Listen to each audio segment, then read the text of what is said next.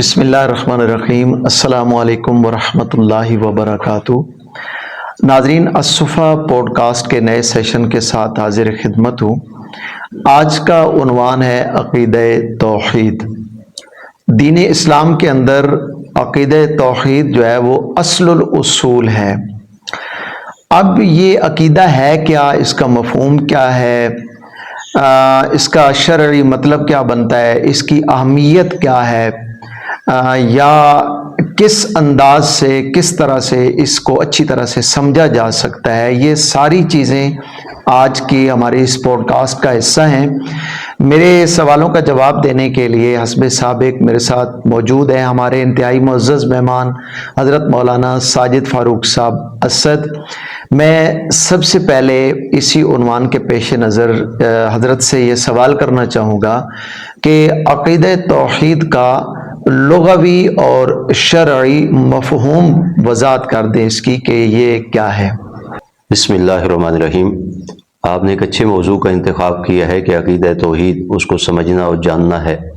ہمارے ناظرین کے لیے یقیناً یہ سوالات بہت اہم اور کارآمد ہوں گے۔ جی، عقیدہ توحید کے سمجھنے کے لیے ضروری ہے کہ سب سے پہلے توحید کا لغوی اور شرعی معنی سمجھا جائے۔ آپ نے پہلا کویسچن اور سوال بھی یہی کیا ہے۔ جی، لغت کے اندر اگر توحید کا لفظ دیکھا جائے تو یہ وحد یوحد توحیداً یہ مادہ استعمال ہوتا ہے۔ جی، اس کا لغت میں معنی ہوتا ہے اکیلا جاننا اور کسی کو اکیلا سمجھنا۔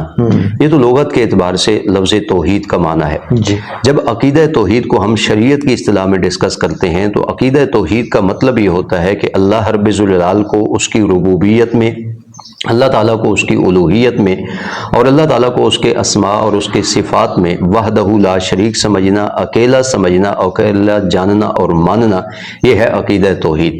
مزید اس کو اگر آسان کیا جائے تو اللہ تعالیٰ کو اس کی ذات میں اور اس کی صفات میں اکیلا جاننا اور سمجھنا، یہ ہے عقیدہ توحید۔ اللہ تعالیٰ ویسے ہی اکیلا ہے، فی نفسہ ہی، فی ذاتی ہی، اس کا کوئی شریک اور اس کا کوئی ثانی نہیں ہے۔ لیکن جب ہمارے لیے عقیدہ توحید ماننے اور جاننے کی بات آتی ہے تو پھر اس میں اس بات کا ہم اضافہ کریں گے کہ اللہ تو اکیلا ہی ہے۔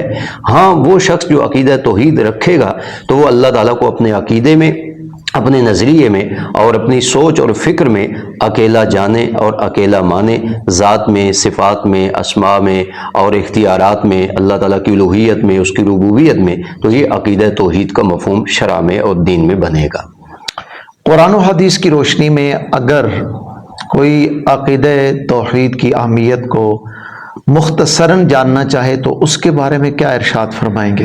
عقیدہ توحید کی اہمیت کا اندازہ آپ اس بات سے لگائیں کہ جتنی آسمانی کتابیں اتری ہیں ان کا مرکزی مضمون عقیدہ توحید ہی رہا ہے۔ جی، تو جس آسمانی کتاب میں باقاعدہ مرکزی طور پر عقیدہ توحید کو بیان کیا جائے، ڈسکس کیا جائے، تو یہ اس عقیدہ توحید کی اہمیت کی سب سے بڑی دلیل ہے۔ جی، تمام انبیاء کرام جو دنیا میں تشریف لائے، ان کا مشترکہ مشن اور موقف جو رہا ہے وہ عقیدہ توحید ہی کی اشاعت ہے، جو اس عقیدے کی اہمیت کو واضح کرتی ہے۔ پھر اگلا پوائنٹ یہ نوٹ کیجئے کہ انبیاء کرام نے اس عقیدہ توحید کی تبلیغ کے لیے جس قدر مصائب و تکالیف برداشت کی ہیں، یہاں تک کہ اپنا مقدس خون بہایا ہے، تو ان کا یہ مقدس خون بھی اسی عقیدہ توحید کی اہمیت بتلانے کے لیے کافی ہے۔ اور پھر دیکھیں کہ عقیدہ توحید کے مقابلے میں عقیدہ شرک ہے۔ ہر چیز کو اس کے مقابل کے ذریعے سے پہچانا جاتا ہے۔ بندے کے سامنے کسی چیز کی ویلیو تب آتی ہے جب اس چیز کے مقابل کسی چیز کو بندہ دیکھے۔ عقیدہ شرک کے بے شمار نقصانات ہیں، دنیا میں بھی اور آخرت میں بھی۔ جب اس کے نقصانات کو ہم دیکھیں تو اس کے مقابلے میں عقیدہ توحید کے جب فوائد ہمارے سامنے آئیں گے تو عقیدہ توحید کی اہمیت سامنے آئے گی۔ شرک ناقابل معافی جرم ہے تو عقیدہ توحید اللہ رب ذوالجلال کے مقرب ہونے کا سب سے بڑا ذریعہ ہے۔ جہاں شرک بندے کے اعمال کو غارت اور ضائع کرنے کا سبب ہے تو عقیدہ توحید اعمال کی قبولیت کی بنیاد ہے۔ جہاں شرک کی وجہ سے بندہ جنت سے محروم ہو رہا ہے، وہیں عقیدہ توحید کی وجہ سے جنت کا بندے کو داخلہ مل رہا ہے۔ یہ ایسے پوائنٹ ہیں جن کو مد نظر رکھ کر کے ہم عقیدہ توحید کی اہمیت کو جان سکتے ہیں۔ دین اسلام کا جو نقطہ آغاز ہے وہ عقیدہ توحید ہے، اس حوالے سے کیا ارشاد فرمائیں گے؟ تمام انبیاء کرام کی دعوت، ان کا نقطہ آغاز عقیدہ توحید سے ہوا۔ جی، اس سے عقیدہ توحید کی اہمیت کا پتہ چلتا ہے۔ یہ اعمال کے لیے، اخلاق کے لیے اور معاملات کے لیے بنیاد ہے، جی بلکہ عقیدہ توحید صرف عقیدے ہی کی حد تک محدود نہیں ہے، بلکہ ایک مکمل طرز زندگی ہے، طرز حیات ہے۔ جی جس قدر عقیدہ توحید درست ہوگا، مضبوط ہوگا، انسان کی پوری زندگی اسی کے مطابق گزرے گی۔ اس لیے انبیاء کرام کی دعوت کو نقطہ آغاز عقیدہ توحید رہا ہے، تمام آسمانی کتابوں کا مرکزی ٹائٹل عقیدہ توحید رہا ہے، تاکہ جب بیس بن جائے، بنیاد بن جائے، عقیدہ توحید سے لوگ وابستہ ہو جائیں، جی اس وقت بندے کے عمل اور اخلاق اور معاملات ان کے لیے کارآمد ثابت ہوں گے۔ اور اس کے اپوزٹ اگر عقیدہ توحید ہی نہیں بنا اور درست نہیں ہوا تو پھر نہ اعمال کسی کام کے ہیں، نہ اخلاق کا کوئی فائدہ ہے، نہ معاملات کا کوئی یا اللہ تعالیٰ کے ہاں ویلیو اور مقام اور مرتبہ ہے۔ اس لیے نقطہ آغاز جو ہے دعوت و تبلیغ کا وہ تمام انبیاء کرام کے ہاں عقیدہ توحید رہا ہے، تاکہ عقائد کی اصلاح کے بعد ہی لوگوں کے اعمال اور اخلاق اور معاملات چونکہ جانچے جانے ہیں، اس لیے بنیاد جو ہے وہ درست ہونی چاہیے۔ توحید کی اقسام یہ مختصراً جاننا چاہوں گا، کیا ہے؟ مفسرین کرام نے، محدثین کرام نے عقیدہ توحید کو مختلف قسموں میں اس لیے تقسیم کیا ہے تاکہ عوام الناس کو عقیدہ توحید کی سمجھ آ سکے۔ جی آپ نے عقیدہ توحید کی اقسام کے حوالے سے بات کی ہے، تو اگر ہم عقیدہ توحید کو تقسیم کریں جی تو اس کی 3 قسمیں بنیں گی۔ ایک ہے توحید ربوبیت۔ توحید ربوبیت کا مطلب یہ ہے کہ اس کائنات کو پیدا کرنے والا اور اس کائنات کے اندر کلی اختیارات رکھنے والی ذات صرف اور صرف اللہ تعالیٰ کی ہے۔ سورہ النحل کی ایک آیت کریمہ میں اللہ تعالیٰ نے اس عقیدہ توحید کی اس قسم کی طرف اشارہ فرمایا، الا لہ الخلق والامر، کہ اسی اللہ کریم کو پیدا کرنے کا اختیار ہے اور اس کائنات میں تصرف کا اختیار بھی صرف اور صرف اللہ ہی کو ہے۔ یہ ہے عقیدہ توحید کی پہلی قسم، توحید ربوبیت۔ دوسری قسم مفسرین کرام نے، علماء کرام نے یہ بنائی ہے، اس کو کہتے ہیں توحید الوہیت۔ توحید الوہیت کا مطلب یہ ہے کہ عبادت میں اور بندگی میں صرف اور صرف اللہ تعالیٰ کو ہی اس کا مستحق جاننا اور ماننا، اور عبادت صرف اللہ تعالیٰ ہی کے لیے بجا لانا۔ عبادت میں اللہ تعالیٰ کے ساتھ کسی اور کو شریک نہ ٹھہرانا، یہ ہے عقیدہ توحید۔ اور توحید کی دوسری قسم توحید الوہیت، اس کا ذکر بھی قرآن کریم کی آیتوں میں موجود ہے۔ سورہ نساء کی ایک آیت کریمہ کی ابتدا میں اللہ تعالیٰ فرماتے ہیں وَاعْبُدُوا اللَّهَ وَلَا تُشْرِكُوا بِهِ، کہ عبادت اور بندگی اللہ کی کرو اور اس کے ساتھ عبادت میں کسی کو شریک نہ ٹھہراؤ۔ یہ ہے عقیدہ توحید یعنی توحید الوہیت۔ تیسرے نمبر پر اس کی قسم ہے توحید اسماء و صفات، کہ جو اللہ تعالیٰ کے نام ہیں، جو اللہ تعالیٰ کی صفات ہیں، جس طرح قرآن کریم نے ان کو بیان کیا ہے اور ان کا مفہوم بتایا ہے، اسی طریقے سے ان اسماء کو اور ان صفات کو اللہ تعالیٰ ہی کے لیے ماننا اور اللہ تعالیٰ ہی کے لیے ان ناموں کا اطلاق کرنا، یہ ہے توحید کی تیسری قسم اسماء و صفات کے اعتبار سے۔ ان کا جو مفہوم ہے اللہ تعالیٰ کے ناموں کا اور ان کی جو تعبیر ہے، ان کا جو مضمون ہے، اس کو اسی اینگل سے ماننا اللہ تعالیٰ کے لیے، یہ عقیدہ توحید کی تیسری شق ہوگی۔ تو یہ مختصراً عقیدہ توحید کی 3 اقسام ہیں، اگر ان کو سمجھ لیا جائے تو عقیدہ توحید کو سمجھنا اور مضبوط کرنا آسان ہو سکتا ہے۔ آپ نے صفات کا تذکرہ فرمایا ہے، یہاں پر ایک عام بندے کے ذہن میں ایک سوال پیدا ہوتا ہے، وہ جاننا ضروری سمجھتا ہوں کہ مثلاً اللہ پاک کی صفت ہے جاننے والا، اللہ جاننے والا ہے یا وہ عالم ہے، تو انسان جو ہے وہ بھی کسی حد تک جاننے والا ہوتا ہے، تو دونوں میں فرق کیسے کریں گے؟ بہت اچھا آپ نے سوال کیا کہ کچھ اللہ تعالیٰ کے صفاتی نام ہیں جی جو اللہ تعالیٰ کے لیے بھی قرآن کریم میں بولے گئے ہیں اور وہ مخلوق کے افراد انسانوں کے لیے بھی بولے گئے ہیں۔ جی تو اللہ تعالیٰ کی اسماء کے اعتبار سے اور صفات کے اعتبار سے جو توحید کا ہم نے عقیدہ رکھنا ہے وہ کیسے ہم سمجھیں گے اور اس میں فرق کیسے کریں گے؟ تو اللہ تعالیٰ کی جو صفات ہیں نا، میں نے اس سے پہلے بھی سوال کے جواب میں کہا کہ ان صفات کا جو مفہوم اہل سنت والجماعت اہل حق نے بیان کیا ہے، ان کا جو اطلاق ہے، ان کی جو تعبیر ہے، اس کو اسی طرح اللہ تعالیٰ کی ذات میں ماننا یہ توحید کا تقاضا ہے۔ اور اگر ایسا کوئی وصف جو اللہ تعالیٰ کے لیے بھی بولا گیا ہے، ایسا کوئی نام جو اللہ تعالیٰ کے لیے بھی بولا گیا ہے اور بندوں پر بھی اس کا اطلاق ہے، اس کے درمیان فرق کریں گے۔ جیسے اس کی میں ایک مثال دیتا ہوں کہ اللہ تعالیٰ کی ذات، اس کے لیے السمیع کا لفظ بولا گیا ہے کہ اللہ تعالیٰ کی ذات سننے والی ہے، اور انسان کے لیے بھی سورہ الدہر میں یہ لفظ استعمال ہوا ہے کہ ہم نے انسان کو بھی سننے والا بنایا ہے۔ اب بہت سارے لوگوں کو یہ فرق جو ہے نا وہ نہیں معلوم ہوتا تو وہ کنفیوژن کا شکار ہو جاتے ہیں۔ یاد رکھیے اللہ تعالیٰ کے السمیع ہونے کا مطلب یہ ہے کہ وہ اللہ تعالیٰ اسباب سے ماوراء سنتا ہوتا ہے وہ اسباب کا محتاج نہیں ہے، اور انسان وہ اگر سنتا ہے تو وہ اسباب کا محتاج ہے۔ اور ہر بندہ یہ فرق سمجھ سکتا ہے کہ انسان کو اللہ تعالیٰ نے سننے کے لیے کان دی ہیں، قوت سامعہ دی ہے، جب تک وہ کلیئر ہے سبب اس وقت تک انسان جو ہے وہ سن سکتا ہے۔ یہی وجہ ہے کہ کان کے سامنے پردہ آ جانے کی وجہ سے، آواز اوپر نیچے ہونے کی وجہ سے سماعتوں میں بھی فرق آتا ہے، لیکن اللہ تعالیٰ کی سماعت ہرگز ایسی نہیں ہے کہ اللہ تعالیٰ کی سماعت کو معاذاللہ لوگوں کی سماعت پر قیاس کیا جائے، یا لوگوں کی سماعتوں کی بات کو اللہ تعالیٰ کی سماعت تک لے جایا جائے۔ جب تک یہ فرق ملحوظ خاطر نہیں ہوگا اس وقت تک توحید کا تقاضا پورا نہیں ہو سکتا۔ تو اللہ تعالیٰ کی جو صفات ہیں اگر ان کا اطلاق کہیں بندوں پر ہو رہا ہے تو اس میں یہ فرق ضرور کیجئے گا کہ اللہ تعالیٰ اس صفت سے جو متصف ہے تو اللہ تعالیٰ اسباب کا محتاج نہیں ہے، اور اگر افراد کے ساتھ اس کا تعلق ہے صفت کا تو وہ کسی نہ کسی سبب کی محتاج ہوگی۔ یہ فرق ہم جانیں گے تو عقیدہ توحید پر کوئی اثر نہیں پڑے گا اور عقیدہ توحید کا سمجھنا آسان ہوگا، آسان ہو جائے گا۔ آپ نے ابتداً جو ہے تعارف کے اندر یہ بات ارشاد فرما دی ہے کہ اللہ کے جو پورے قرآن کا نمایاں موضوع ہے وہ عقیدہ توحید ہے۔ اس حوالے سے اختصار کے ساتھ قرآن مجید سے عقیدہ توحید کے کچھ دلائل جاننا چاہوں گا، وہ ارشاد فرما دیں۔ عقیدہ توحید کو جہاں کہیں بھی قرآن کریم میں ڈسکس کیا گیا ہے تو اللہ تعالیٰ نے اسے دلائل سے ثابت فرمایا ہے، چونکہ اس دعوت کا جو مقصد ہے وہ یہ ہے کہ لوگوں کو فکری طور پر اس عقیدے کی طرف آنے کے لیے تیار کیا جائے۔ جبر و اکراہ ہرگز مقصود نہیں ہے، یہ شریعت کا ایک مزاج بھی ہے۔ یہی وجہ ہے کہ کوئی بھی موقف ہو، کوئی بھی دعویٰ ہو، اس پر دلائل دیے جاتے ہیں۔ جہاں جہاں قرآن کریم نے عقیدہ توحید کو بطور دعویٰ کے ڈسکس کیا ہے تو اس پر دلائل پیش کیے ہیں۔ تین طرح کے عموماً دلائل ہوتے ہیں۔ ایک قسم کی دلیل وہ ہے جس کو دلیل عقلی کہتے ہیں، یعنی ایسی باتیں کی جاتی ہیں کہ جن کا تعلق انسانی عقل کے ساتھ ہے کہ انسانی عقل بھی ان کو جھٹلا نہیں سکتی، جیسا کہ قرآن کریم سورہ طور میں ہے، ام خلقوا من غیر شیء ام هم الخالقون۔ اللہ تعالیٰ یہ دعوت فکر دے رہے ہیں کہ کیا جن کو تم اللہ تعالیٰ کا شریک اور پارٹنر سمجھتے ہو انہوں نے کچھ اشیاء پیدا کی ہیں یا وہ خود اللہ تعالیٰ کی مخلوق ہیں۔ اس طرح کی جو فکر دی جاتی ہے، یہ دوسرے مقام پہ ہے ارونی ماذا خلقوا، کہ دکھاؤ ان کو جن کو تم نے خدا کا پارٹنر اور شریک سمجھ رکھا ہے انہیں کیا کچھ پیدا کیا ہے۔ سورہ النحل میں بھی اسی طرح کا مضمون ہے کہ جن کو تم اللہ تعالیٰ کا پارٹنر سمجھتے ہو وہ کسی شے کے خالق نہیں بلکہ وہ تو خود یخلقون، اللہ تعالیٰ کی مخلوق ہیں، پیدا شدہ ہیں۔ تو اس طرح کے جو دلائل ہیں یہ فکری دلائل ہیں، عقلی دلائل ہیں، اس کے ذریعے توحید کا اثبات کیا جاتا ہے۔ دوسرے نمبر پر فطری دلائل ہیں جن کا تعلق انسانی فطرت کے ساتھ ہے۔ ایسے فطری دلائل کو پیش کر کے بھی متوجہ کیا جاتا ہے، جیسے آسمان و زمین کی تخلیق ہے، باقی کائنات کا سسٹم ہے، اس میں فطرت کا پورا پورا عمل دخل ہے۔ ایسے دلائل دے کر بھی عقیدہ توحید کی طرف متوجہ کیا جاتا ہے۔ اور تیسرے نمبر پر نقلی دلائل ہیں۔ نقلی دلائل کا مطلب یہ ہوتا ہے کہ کوئی ایسی سند پیش کرنا، کوئی ایسی بات پیش کرنا جو ہم سے پہلے بھی کوئی کہہ چکا ہو، جیسے حضور اکرم صلی اللہ علیہ وسلم کی زبانی جب دعوت و تبلیغ کا آغاز ہوا تو اللہ تعالیٰ اس پر حوالہ دیتے ہیں کہ میرے حبیب صلی اللہ علیہ وسلم دیکھیں، ان کو بتائیے کہ یہ بات جو میں کہہ رہا ہوں یہ تو فرشتے بھی کہہ رہے ہیں، یہی بات جو میں کہہ رہا ہوں یہ جنات بھی اقرار کر چکے ہیں، یہی موقف جو میں پیش کر رہا ہوں یہ سوا لاکھ انبیاء کرام کی دعوت ہے۔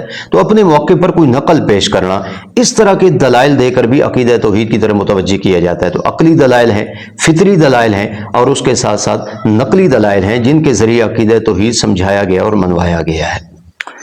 نبی مکرم صلی اللہ علیہ وسلم کی سیرت طیبہ کا اگر مطالعہ کیا جائے تو 23 سالوں میں سے جو ابتدائی 13 سال ہیں آپ نے عقیدہ توحید کی نشر و اشاعت، تبلیغ یا ترویج کے لیے صرف فرمائے ہیں۔ اس حوالے سے وضاحت چاہوں گا کہ اتنا بڑا حصہ اس عقیدے کے لیے تبلیغ کا کیوں رکھا گیا ہے؟ بہت ہی اہم سوال ہے۔ ہمارے ناظرین اس سے عقیدہ توحید کی اہمیت کو نوٹ کریں کہ حضور اکرم صلی اللہ علیہ وسلم نے باقاعدہ 13 سال تک عقیدہ توحید کی وضاحت کے لیے، اس کی اشاعت کے لیے اتنا بڑا پیریڈ اور اتنا بڑا وقت دیا۔ اس سے آپ عقیدہ توحید کی اہمیت کو جانیں کہ یہ کتنا اہم ٹاپک ہے جس کو سب سے پہلے وقت دینے کی ضرورت ہے۔ عموماً ہمارے یہاں عقیدہ توحید کو اگنور کر دیا جاتا ہے، لوگ اعمال کی فکر میں پڑے ہیں، اخلاق سنوارنے میں لگے ہوئے ہیں، اور اس طرح معاملات کی درستگی پر زور دیا جا رہا ہے۔ یہ باتیں اپنی جگہ بجا ضرور ہیں کہ ان چیزوں کی بھی ویلیو ہے، لیکن اس سے کہیں زیادہ مقدم جو چیز ہے وہ عقیدہ توحید ہے. تو حضور اکرم صلی اللہ علیہ وسلم کا یہ طرز تبلیغ یہ بتاتا ہے کہ عقیدہ توحید کتنا اہم ہے. باقی چونکہ جہاں رسول اللہ صلی اللہ علیہ وسلم نے دعوت توحید کا آغاز فرمایا وہاں شرک کا بہت زیادہ زور تھا. لوگ نظریاتی طور پر اس طرح شرک میں اٹے ہوئے تھے کہ ان کو شرک کی اس دلدل سے نکالنا ضروری تھا, اور شرک کی دلدل سے نکالنے کے لیے ضروری تھا کہ عقیدہ توحید کی زیادہ سے زیادہ وضاحت ہو, زیادہ سے زیادہ اس کا بیان ہو, اور زیادہ سے زیادہ عقیدہ توحید پر ہونے والے اشکالات کے جواب دیے جائیں. چنانچہ یہ ایک بیس بنانا تھی, بنیاد بنانا تھی, جس پہ حضور اکرم صلی اللہ علیہ وسلم نے باقاعدہ 13 سال تک کام کیا اور اپنی امت کو بھی یہ پیغام دیا کہ یہ کتنا اہم پوائنٹ ہے جس کی طرف ہماری توجہ جانی چاہیے. اچھا, یہ جاننا چاہوں گا کہ دو حصے سمجھ آ گئے مجھے, ایک عقائد کا ہے اور عبادات کا یا اعمال کا ہے.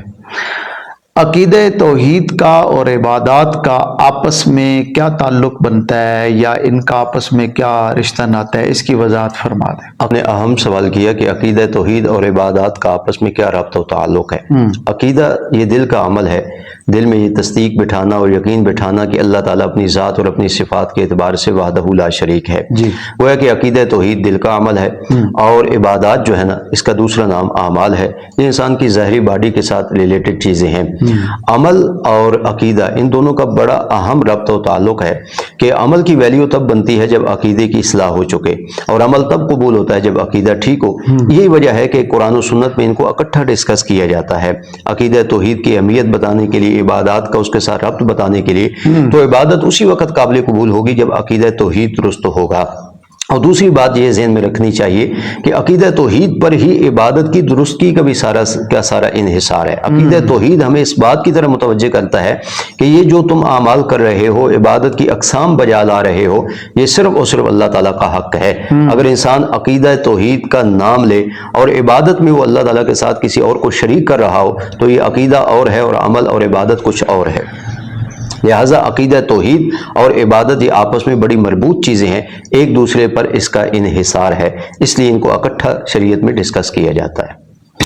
اچھا, ایک انتہائی اہم سوال حضرت ذہن میں آتا ہے کہ عقیدہ توحید کے اندر محض اس بات کو, میں اس کی تھوڑی سی وضاحت کرنا چاہوں گا اپنے سوال کی, کہ اللہ قادر ہے, اللہ سننے والا ہے, اللہ جاننے والا ہے, اللہ رزق دینے والا ہے, یہ محض اس بات کا قائل ہو جانا عقیدہ توحید کو تسلیم کرنے کے لیے کافی ہے؟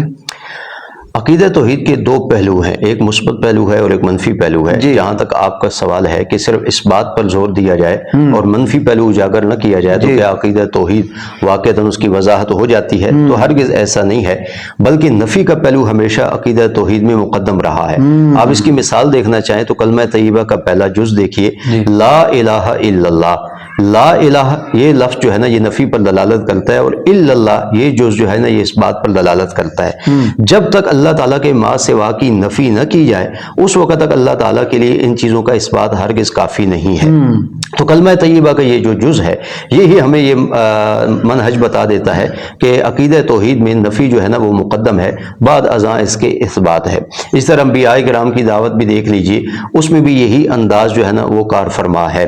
یہاں تک حضرت ابراہیم علیہ السلام کا ایک مقولہ قرآن کریم نے نقل کیا ہے, وہ فرماتے ہیں اننی براء مما تعبدون, کہ میں ان معبودوں سے جن کو تم نے بنا لیا ہے خدا کا پارٹنر اور شریک, یہ اپنی قوم کو کہہ رہے ہیں, وہ فرماتے ہیں میں سب سے بری ذمہ ہوں الا رب العالمین, سوائے رب العالمین کے. تو یہ جو پہلا انداز ہے یہ انداز ہے منفی پر مبنی, اور دوسرا انداز ہے اس بات کی طرف متوجہ کرنے والا. تو آپ اگر یہ نکات دیکھیں گے قرآن و سنت میں تو آپ کو یہ بات بخوبی سمجھ آئے گی کہ عقیدہ توحید کے لیے منفی انداز جو ہے نا اس کا اظہار سب سے پہلے ضروری ہے, بعد ازاں اس کے اس بات ہے اللہ تعالیٰ کے لیے ان صفات کو ماننا اور جاننا ہے. اچھا, اس سے ایک اور چیز بھی ذہن کے اندر آئی ہے کہ شرک جو ہے کہ اللہ کی ذات کا انکار نہیں ہے. تو اس کا مطلب یہ ہوا کہ مشرکین خواہ کسی بھی دور کے ہوں, جیسا کہ مشرکین مکہ عام طور پہ استعمال کرتے ہیں لفظ, چلے مشرکین مکہ ہی کو لے لیتے ہیں, کہ مشرکین مکہ جو تھے وہ اللہ کی ذات کا انکار نہیں کرتے تھے لیکن شرک کرتے تھے. تو وہ اللہ کی ذات کو کس حد تک مانتے تھے؟ کیا وہ کچھ عقیدہ توحید کے حصے کے بھی قائل تھے؟ آپ کا سوال یہ ہے کہ مشرکین مکہ جو ہے وہ کس حد تک عقیدہ توحید کے قائل تھے. جی, تو یہاں میں اپنے ناظرین کے لیے یہ بات بھی اضافی طور پر کہوں گا کہ شرک کا مفہوم بھی ذہن میں ہونا چاہیے۔ عموماً لوگ سمجھتے ہیں کہ شرک اس چیز کا نام ہے کہ اللہ تعالیٰ ہی کی ذات کا انکار کر دیا جائے، حالانکہ ایسا ہرگز نہیں ہے۔ جو بندہ اللہ تعالیٰ کی ذات کا سرے سے منکر ہو، ایسے شخص کو دہریہ کہا جاتا ہے۔ مشرک وہی انسان ہے کہ جو اللہ تعالیٰ کی ذات مانے، اس کی صفات مانے، پھر اللہ کی ذات میں اور اس کی صفات میں مخلوق کے کسی بھی فرد کو شریک ٹھہرائے، یہ ہے شرک کا ارتکاب، اور ایسا مرتکب آدمی اسے اصطلاح شرع میں مشرک کہا جاتا ہے۔ بہت سارے لوگوں کو یہ غلط فہمی ہے، اس کا بھی ازالہ ہو جانا چاہیے۔ آپ نے پوچھا کہ مشرکین مکہ کس حد تک عقیدہ توحید کے قائل تھے۔ قرآن کریم کی 20 آیات بتاتی ہیں وہ اللہ تعالیٰ کی بہت ساری صفات کے قائل تھے، جیسے سورہ یونس کی 11ویں پارے میں اللہ تعالیٰ نے اپنے حبیب صلی اللہ علیہ وسلم کو فرمایا، آپ اپنے ان مخالفین سے یہ سوالات پوچھیے، من یرزقکم من السماء والارض، کہ آسمان و زمین سے تمہیں رزق کون دیتا ہے، امن یملک السمع والابصار، سامع اور قوت باصرہ کا مالک کون ہے، ان سے پوچھئے کہ مردہ سے زندہ، زندہ سے مردہ کون نکالتا ہے، ان سے پوچھئے من یدبر الامر، کائنات کی تدبیریں کون کرتا ہے۔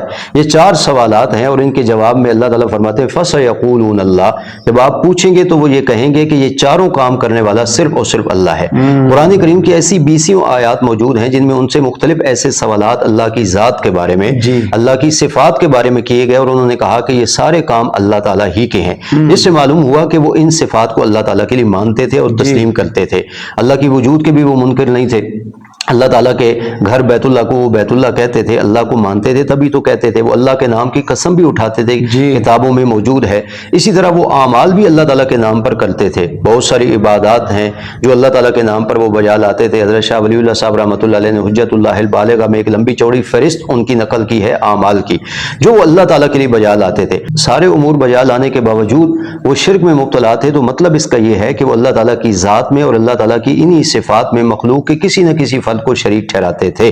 تو عقیدہ توحید کے کچھ اجزاء کے قائل ہونے کے باوجود جب انہوں نے کچھ اللہ تعالیٰ کی صفات میں یا توحید کے بعض حصے میں جب شرک کا ارتکاب کیا، اسی وجہ سے اللہ تعالیٰ نے ان کو مشرک بھی بتایا اور ان کے سارے اعمال بھی ضائع کر دیے۔ اس سے یہ اہم پوائنٹ بھی نکلتا ہے کہ بہت سارے توحید کے اجزاء ماننے کے باوجود اگر ایک جز میں بھی بندہ شرک کا ارتکاب کرے تو وہ سارا عقیدہ اور ایمان بھی بندے کا جاتا رہتا ہے۔ تو مشرکین مکہ وہ اللہ تعالیٰ کی ذات کے، اللہ تعالیٰ کی صفات کے قائل ہونے کے باوجود اس پرابلم میں مبتلا ہو گئے کہ انہوں نے اللہ تعالیٰ کی ذات میں اور صفات میں بعض مخلوق کے افراد کو شریک ٹھہرایا۔ یوں شرک کا ارتکاب کرنے کی وجہ سے انہوں نے دنیا اور آخرت کا نقصان مول لیا۔ اگرچہ یہ بات جو ابھی میں پوچھنا چاہ رہا ہوں نا، اس کو سمجھنا بہت حد تک آسان ہو گیا، لیکن وضاحت سامعین کے لیے، ناظرین کے لیے ضروری جانتا ہوں کہ پھر مشرکین مکہ کی نبی کریم صلی اللہ علیہ وسلم کی طرف سے جو دعوت توحید دی جاتی تھی، اس کی مخالفت کی بنیادی وجہ وہ اس کی بھی وضاحت فرما دیں۔ بہت اہم آپ نے سوال کیا، میں اس کو مختصراً بیان کرنے کی کوشش کرتا ہوں۔ اس سے پہلے میں نے توحید کی 3 اقسام بیان کی ہیں تاکہ ہمارے سامعین ناظرین عقیدہ توحید کو سمجھ لیں۔ ایک ہے توحید ربوبیت، جس کا مطلب یہ ہے کہ اس کائنات کو بنانے والا، اس میں اختیارات کا مالک و متصرف صرف اللہ تعالیٰ کی ذات ہے۔ اس عقیدہ ربوبیت میں مشرکین مکہ کا تقریباً حضور اکرم صلی اللہ علیہ وسلم کے ساتھ اختلاف نہیں تھا۔ جیسا کہ قرآن کریم کے 20 سوالات بتاتے ہیں کہ ان سے جب پوچھا گیا رزق کون دیتا ہے، وہ کہتے اللہ دیتا ہے، آسمان و زمین کو کس نے بنایا، وہ کہتے اللہ بناتا ہے، یہ ساری چیزیں وہ مانتے تھے۔ دوسری قسم عقیدہ توحید کی میں نے بیان کی تھی کہ توحید الوہیت، کہ عبادت میں صرف اور صرف اللہ تعالیٰ ہی کو عبادت کا مستحق جاننا، اسی کو وحدہ لا شریک جاننا۔ اس معاملے میں اس میں وہ حضور اکرم صلی اللہ علیہ وسلم کی مخالفت کرتے تھے، وہ اللہ تعالیٰ کے ساتھ عبادت میں اپنے معبودوں کو شریک کرتے تھے۔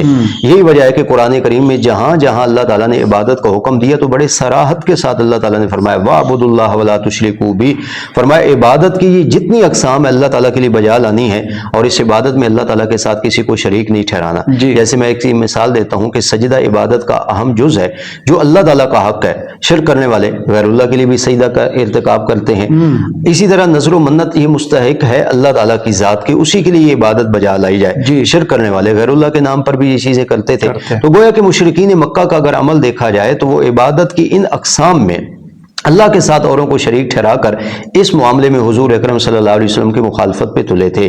یہ وجہ ہے کہ حضور نے جب میسج دیا نا لا الہ الا اللہ کا، اس میں لفظ الہ کا یہی مفہوم تھا، توحید الوہیت کی طرف اشارہ تھا، جس کو وہ سن کر کے سیخ پا ہوئے اور انہوں نے رسول اللہ صلی اللہ علیہ وسلم کی مخالفت کی۔ تو توحید ربوبیت میں تقریباً ان کا حضور سے اختلاف نہیں تھا، توحید الوہیت میں وہ حضور اکرم صلی اللہ علیہ وسلم کے مخالف ٹھہرے اور انہوں نے اپنے معبودوں کو بھی خدا تعالیٰ کا عبادت میں پارٹنر اور شریک سمجھ رکھا تھا۔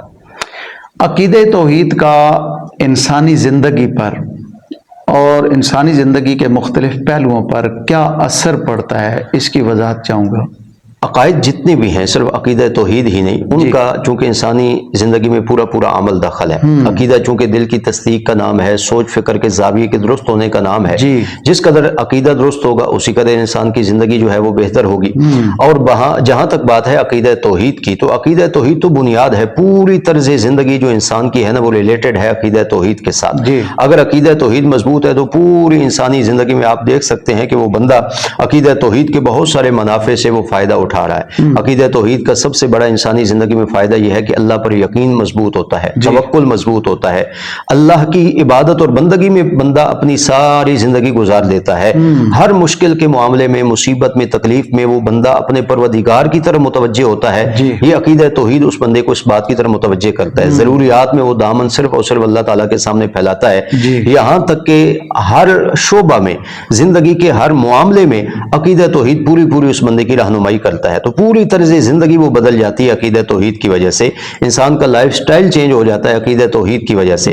اور اگر عقیدہ توحید سے بندہ خالی ہے تو پھر آپ دیکھ سکتے ہیں، دو آدمیوں کو آپ سامنے ٹھہرائیے، ان کی زندگی کا معائنہ کیجیے، جائزہ لیجیے، ایک عقیدہ توحید سے وابستہ ہے اور ایک اللہ نہ کرے عقیدہ توحید سے وابستہ نہیں، دونوں کی طرز زندگی آپ کو الگ ملے گی۔ تو عقیدہ توحید جو ہے نا وہ پورا کردار ادا کرتا ہے انسان کی طرز زندگی میں، تو گویا کہ ایک پوری زندگی کا جو بہترین زاویہ ہے وہ عقیدہ توحید ہی کی وجہ سے بہتر طریقے سے منظر عام پہ آ سکتا ہے۔ اچھا، یہ جاننا چاہوں گا کہ دور حاضر کے اندر، اس موجودہ دور میں عقیدہ توحید کے حقیقی مفہوم سے اگر کوئی بندہ آگاہی حاصل کرنا چاہتا ہے تو اس کے لیے آپ کیا رہنمائی کریں گے؟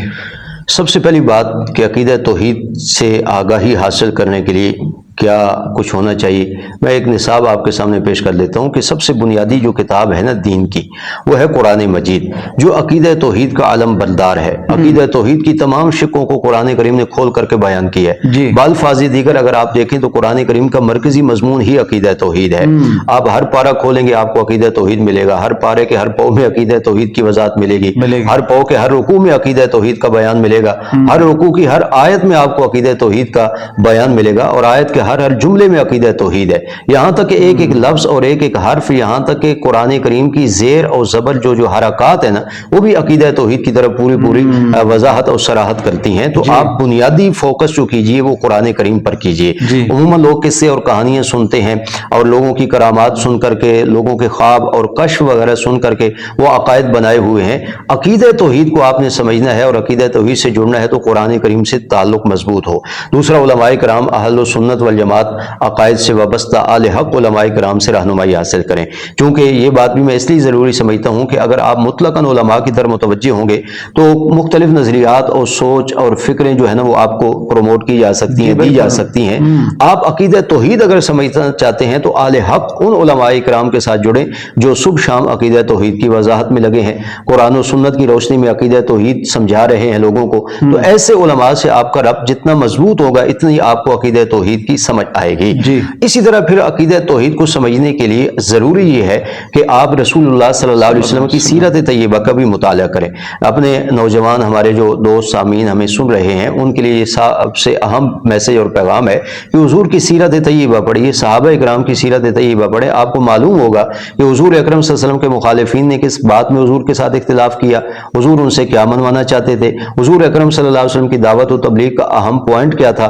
تو جب سیرت النبی صلی اللہ علیہ وسلم کا مطالعہ کریں گے تو آپ کے سامنے حضور اکرم صلی اللہ علیہ وسلم کی پوری زندگی آئے گی۔ آپ صلی اللہ علیہ وسلم کی دعوت و تبلیغ کے نتیجے میں آپ عقیدہ توحید کو بخوبی سمجھ سکتے ہیں۔ قرآن سے جڑیے، اہل حق علماء کے ساتھ جڑیے، سیرت النبی صلی اللہ علیہ وسلم کا مطالعہ کیجیے، یقیناً آپ کو عقیدہ توحید سمجھ آئے گا۔ ناظرین، عقیدہ توحید یعنی اللہ کو اس طریقے پر ماننا کہ جس طرح اس نے خود اپنے ماننے کا حکم دیا ہے، اس حوالے سے جو انتہائی اہم اور ضروری باتیں تھیں وہ آج کے اس پوڈ کاسٹ کے اندر ہم نے ڈسکس کی ہیں۔ ویسے تو یہ ایک بہت ہی وسیع مفہوم ہے اور بہت لمبی ٹائمنگ کا تقاضا کرتا ہے۔ انشاءاللہ العزیز گاہے بگاہے اس کو سمجھنے کے لیے دیگر جو ہمارے سیشنز ہیں ان کا انعقاد بھی کریں گے۔ ملتے ہیں ایک نئے سیشن کے اندر نئے عنوان کے ساتھ۔ اجازت چاہتا ہوں، اللہ حافظ۔